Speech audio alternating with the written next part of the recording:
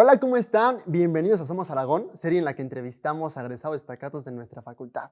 Mi nombre es Enrique Leiva y hoy tenemos un gran invitado. Él es internacionalista, tiene una maestría en Administración Internacional, tiene certificaciones, domina 4 idiomas y ahí les va. Es CEO de una de las empresas de reclutamiento de ejecutivos más importantes del continente americano, según la revista Forbes. Esto es Somos Aragón. Fernando Espinosa Ramírez. Es licenciado en Relaciones Internacionales por la Facultad de Estudios Superiores Aragón.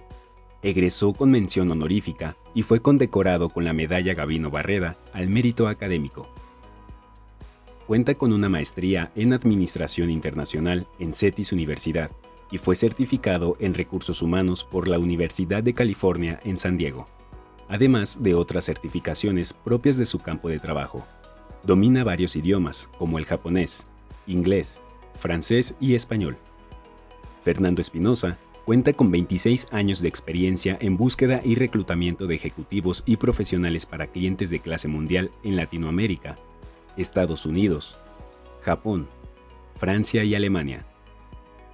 Fue director de búsqueda ejecutiva en Corporate Recruiters LC desde 1994 hasta 1999 y socio gerente senior en Qualifying INC y Qualifying de México por cerca de 13 años. Actualmente es Chief Executive Officer de Top Notch Finders INC, empresa que fue nombrada por la revista Forbes como una de las mejores reclutadoras de ejecutivos en América en 2020 y 2021.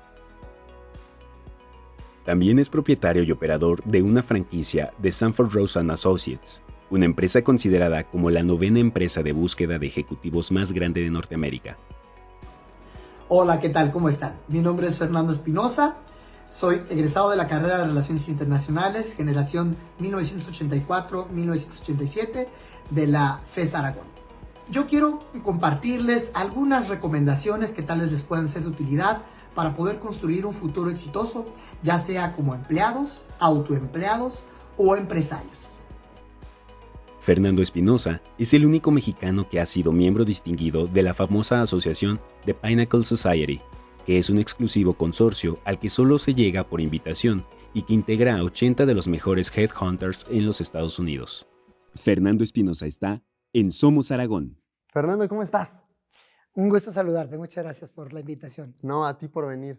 Oye, queremos empezar esta entrevista platicándote cómo va.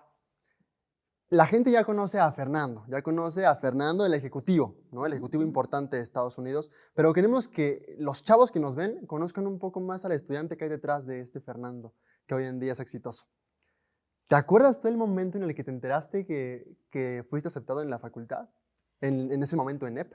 Sí, bueno, de hecho, va un poquito atrás. En aquel entonces, cuando yo apliqué, tuve que entrar a la preparatoria de la UNAM, entré al CCH Naucalpan, Okay. y ya tuve pase automático a la ENEP Aragón, que en ese entonces era la ENEP Aragón. Sí. Entonces, cuando fui a hacer el examen al Estadio Azteca, con otros 80 y tantas mil personas, pues pensé que no me iban a elegir porque pues había mucha gente aplicando, ¿no? Claro.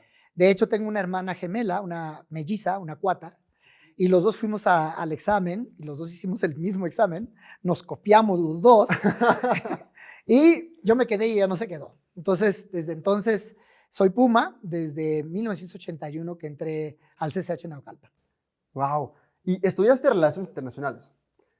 ¿Cómo es que brincaste de esta carrera a dedicarte a lo que hoy en día haces, que es el reclutamiento de ejecutivos? Una muy buena pregunta. En la carrera de reclutamiento y selección no existe profesionalmente hablando a nivel de educación. No hay una carrera de headhunters o una carrera de gente que se dedica a hacer reclutamiento a nivel profesional. Las carreras que están más cercanas a eso son psicología, recursos humanos, administración de empresas, y la gente que sale de esas carreras se dirige hacia reclutamiento, pero ya en el campo profesional, no en la parte educativa, ¿no? Entonces yo descubrí mi vocación por accidente.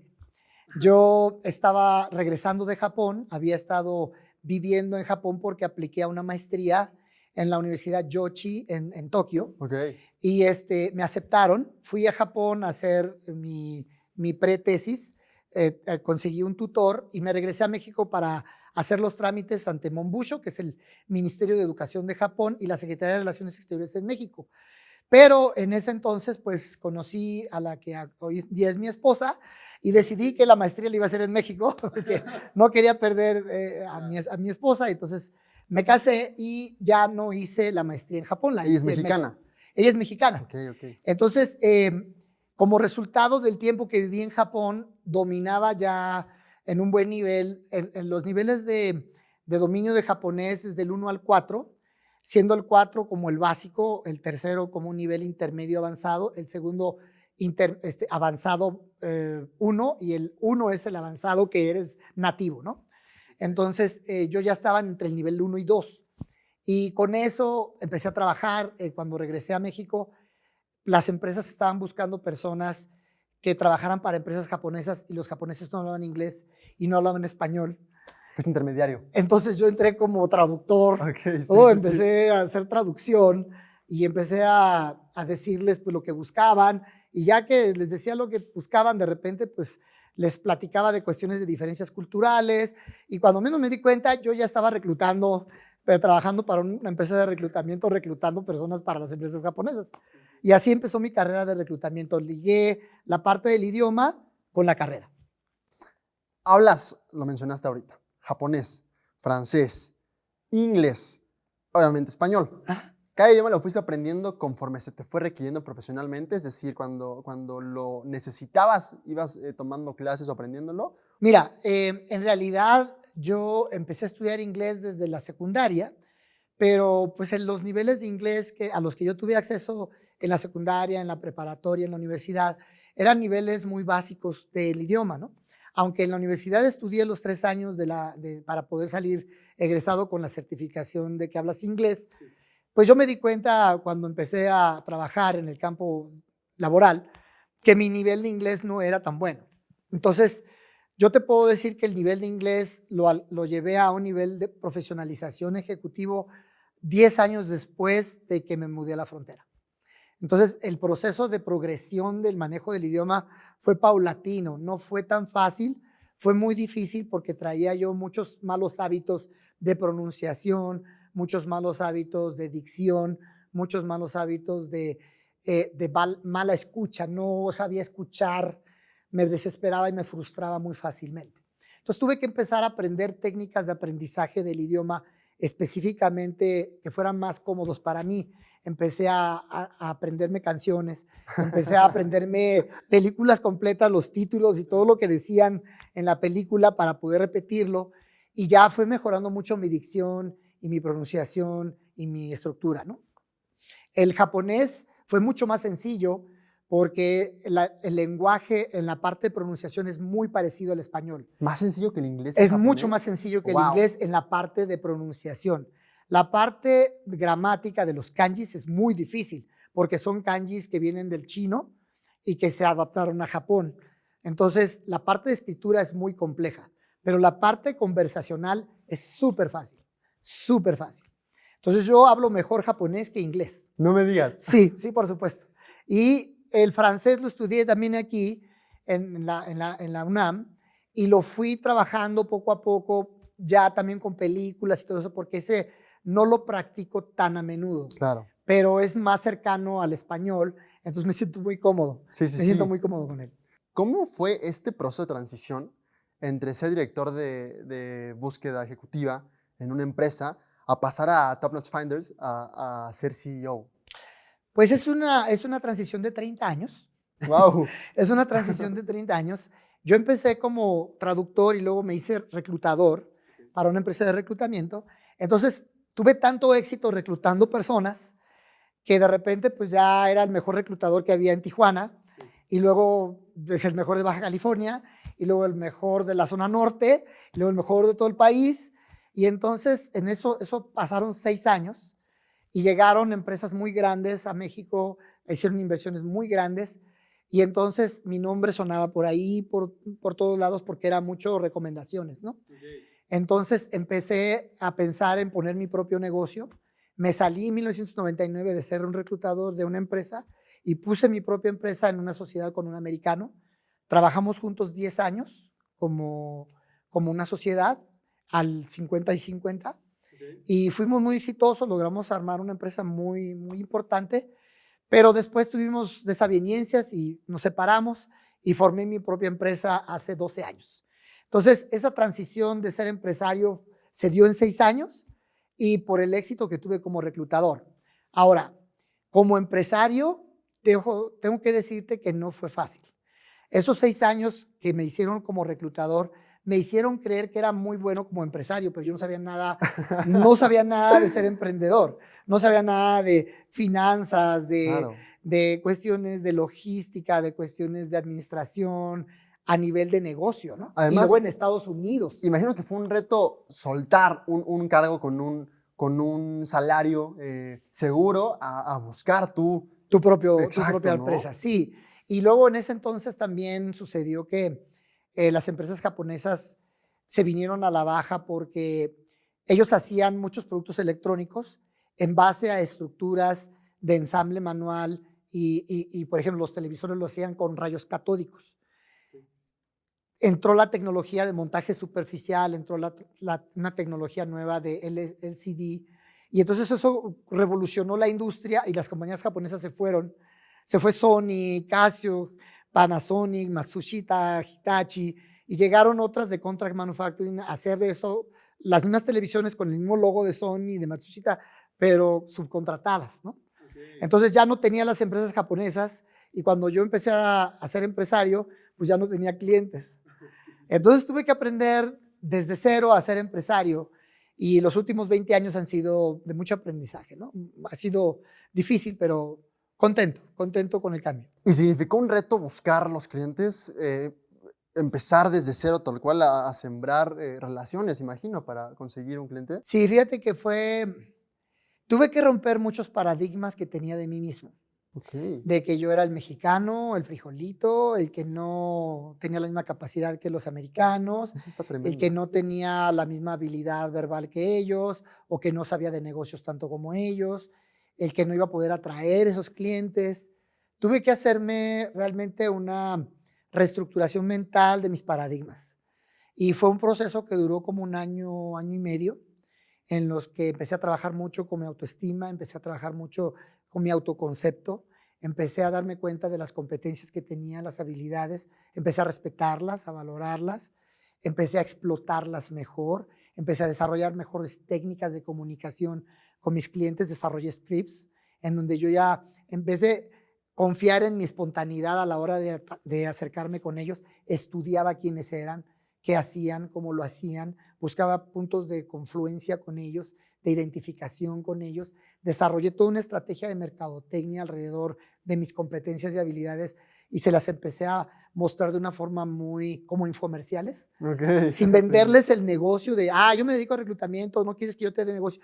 No, me acercaba con, por ejemplo, el CEO de Qualcomm y le decía, oye, qué interesante el producto que estás haciendo. ¿Sabes que en Tijuana hay una planta que te podría dar servicios de maquinado o de die casting o de estampado para tu proceso, esta parte en donde haces la placa de circuito integrado? Y de repente me contestaban, no sabía. Mira, te conecto si quieres con el director de operaciones de esta organización y con mucho gusto te ayudo. Pero ¿y tú por qué lo haces? Porque pienso que te puede beneficiar a ti y los puede beneficiar a ellos. Y ya con la conexión, bueno, Sí, ¿y tú sí. qué haces? Pues yo soy headhunter y la. Y entonces ya la entrada era muy natural, no tenía yo que venderme, no tenía que sobrevenderme, simplemente conectaba a los agentes y los agentes luego ya me daban el respeto, la consideración y me daban negocio. Claro, ofrecías ya una imagen aparte de Sí, tu me salía servicio. de la parte de vendedor Exacto. a ser un consultor. Sí, sí, sí. Y me salía del esquema. Cuando yo empecé en el negocio de reclutamiento, tenía mucho la idea de contingencia. La contingencia es, una empresa te habla y te dice, necesito una persona. Si la colocas, te pagan, si no, no te pagan. Eso es contingencia. Y retainer, que es la empresa te paga por anticipado para que vayas y busques y la encuentres a la persona. El escenario ideal como headhunter es que la empresa te pague para que tú vayas y busques y se lo entregues y ya se lo Claro, sí, entregues. antes, ¿no? Sí. Antes de. Entonces, lo interesante de eso es que empecé a desarrollar estrategias para hacer más retainer, salirme de contingencia, que no me vieran como un vendedor de carros, que me vieran como un consultor que les podía ayudar a encontrar personas que les iba a dar un retorno de inversión muy grande. Que, por ejemplo, si invertían $100,000 en el salario de esa persona les ahorrara $1,000,000. Que a la hora que vieran la matemática, ay, pues contraté por 100 y me trajo 1,000,000, Sí, pues tráeme otros 4 de esos, pero ahora en calidad, ahora en ingeniería, ahora en recursos sí. humanos, ¿no? Un poco con ese mindset. No, pues dame el trabajo y yo te encuentro una persona. No, te voy a traer a alguien que va a hacer la diferencia para tu negocio. Te va a llevar tu negocio al siguiente nivel. Alguien que te va a hacer ganar más dinero, ¿no? Así es. Entonces, Porque ahí todas conviene. esas empresas están aquí porque quieren hacer más dinero. No es Exacto. porque somos guapos o somos buena onda, no. Porque les No, caemos porque bien. les caemos bien y los tacos, y no. Ellos quieren hacer dinero. Su objetivo fundamental es venir a hacer dinero. Pero en el camino, igual pueden hacer dinero y ayudar a otras personas. Igual pueden hacer dinero y que esas personas se desarrollen en esas compañías. La clave es encontrar ese equilibrio entre esas necesidades de la empresa y necesidades de la persona. El ganar, ganar. Ganar, ganar en su mejor expresión. Mencionaste algo ahorita que me llama mucho la atención. Esta idea de quitarnos el papel como mexicanos de ser menos que un americano, de ser el frijolero, de ser palabras tuyas. Eso es bien importante y quiero que me cuentes un poquito más de qué significó para ti enfrentarte a Estados Unidos y a todo lo que ello conlleva, ¿no? Al racismo, si es que lo sufriste, que imagino que sí, a casos de discriminación. Cuéntanos sobre eso. Mira, yo me di cuenta ya en la edad adulta que tenía muchos paradigmas derogatorios de mi persona. Por mi color, por mi físico, no me sentía yo una persona muy agraciada. Me sentía una persona, me victimizaba mucho con el rol de soy el feo de la película y soy el malo de la película, ¿no? Entonces, en la medida en que yo fui trabajando un poco en el desarrollo de mi autoestima y en la medida en que yo fui descubriendo competencias que tenía que no eran comunes, sobre todo la de la persistencia, la de la humildad, el tener siempre los pies en la tierra, el de todas las veces que me dijeron no, yo voy a hacer por cada una que sea sí, el de la disciplina, el de la constancia, porque no hay magia. Yo quisiera decir, uy, esto es mágico, un día despertaste y ya, estás ahí. No, es mucho trabajo inteligente detrás de ti, para ti. Es, ok, no me importa si estoy feo o no estoy feo, aquí no me van a evaluar por eso, me van a evaluar por cómo trabajo, por lo que yo hago. Y me di cuenta que esas personas que eran muy famosas, que eran muy importantes, que eran muy exitosas, eran personas de carne y hueso como tú y como yo, que hacían lo mismo que tú y que yo, y que vivían igual que tú y que yo. Entonces, cuando le quité ese poder que yo les daba de, oh, es el empresario, o es el no sé qué, y lo veía como un ser humano, la comunicación fluía muy fácilmente. Y ya cuando querían ser racistas conmigo o querían discriminarme, yo los veía como los borrachitos de una cantina que van así y de repente te echan pleito y te dicen, tú, quién sabe qué y no sé cuál. Así yo los decía, pues pobrecito, está racista, Sí. está enfermo de racismo. Una Sí, enfermedad. tiene Claro. una enfermedad, está enfermo de racismo. Fíjate qué manera Su de verlo. corazón lo tiene lleno de coraje, tiene miedo que le quite su trabajo, miedo que le quite su dinero, miedo que sea más exitoso que él. No es mi problema, es su problema. No es mi situación, es su situación. Entonces, cuando yo aprendí eso, la discriminación se me resbalaba por todos lados. Y créeme que me pasa todavía hoy en día, todos los días. Todos los días me encuentro con una persona que me dice por mi color o por lo que sea, que yo no soy la persona que debiera ser, o que quiero o que pretendo ser. Y yo les digo, está enfermo de envidia, está enfermo de coraje, está enfermo de frustración, de alguna enfermedad, ¿no? Tiene alguna O enfermedad. varias. Y es su problema, Sí. no es el mío. Ya cuando es tu familia o tu pareja, alguien que es importante para ti, Claro. tus hijos, es otra cosa, ¿no?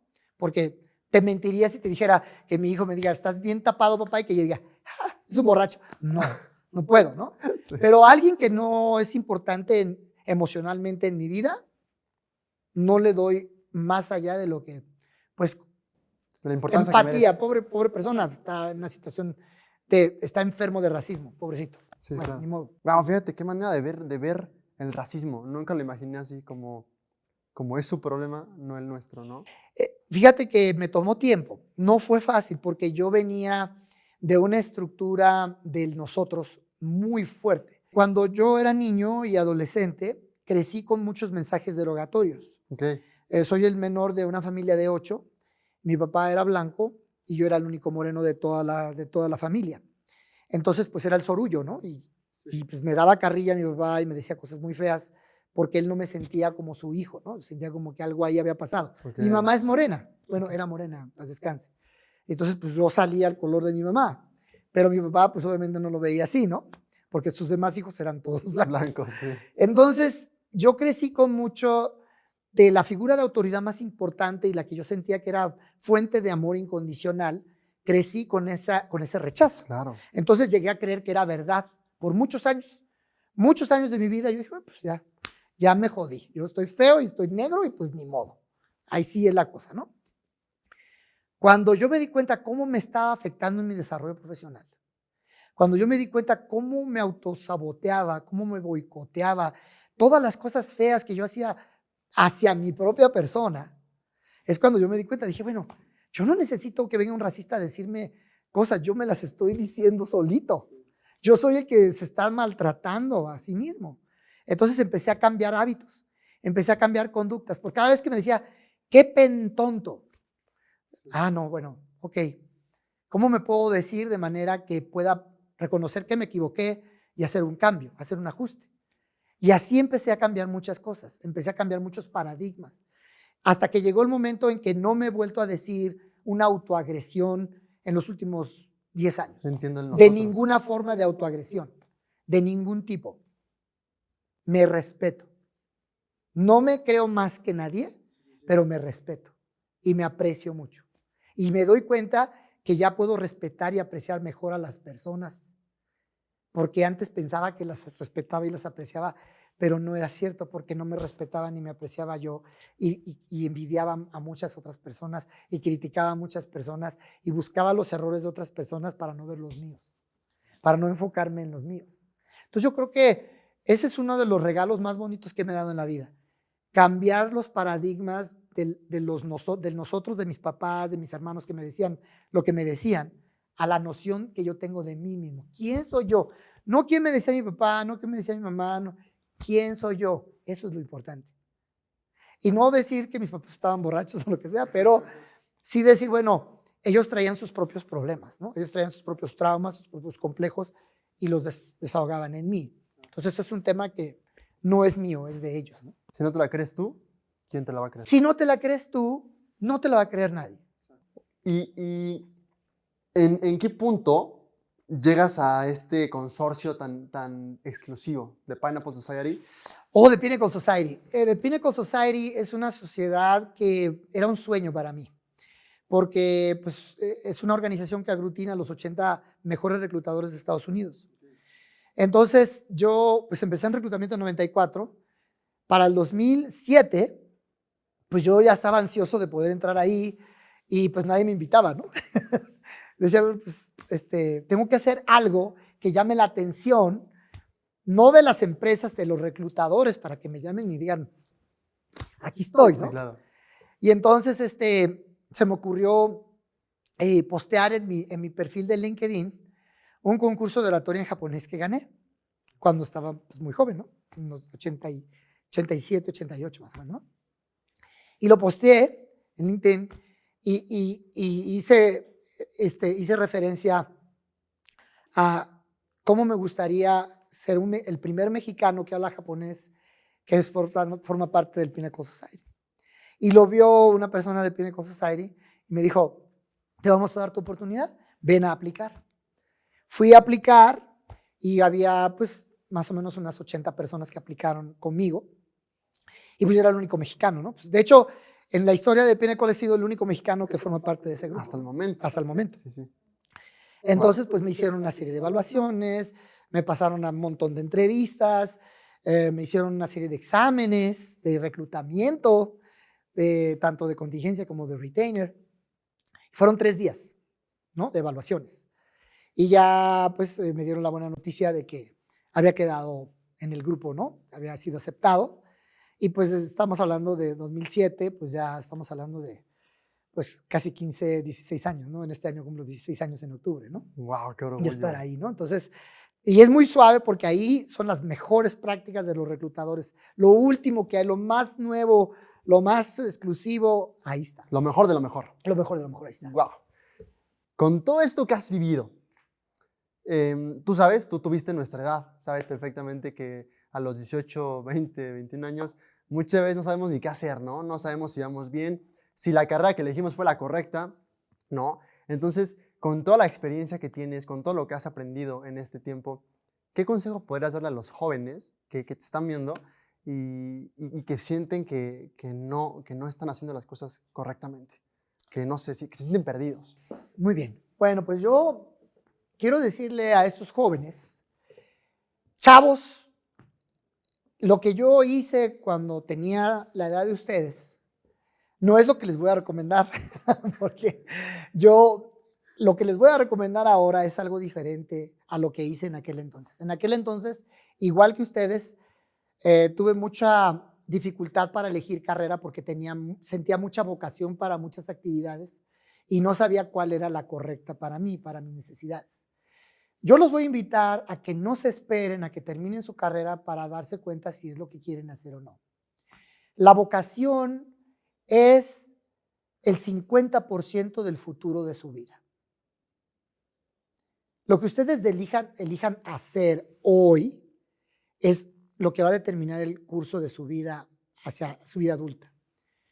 Inviertan el tiempo para ir con un orientador vocacional, con una persona experta en la determinación de competencias o habilidades o perfil de personalidad, para que les ayuden a descubrir cuál es su vocación y cuál es su pasión. Porque la pasión no es lo mismo que la vocación. La vocación es lo que saben hacer muy bien.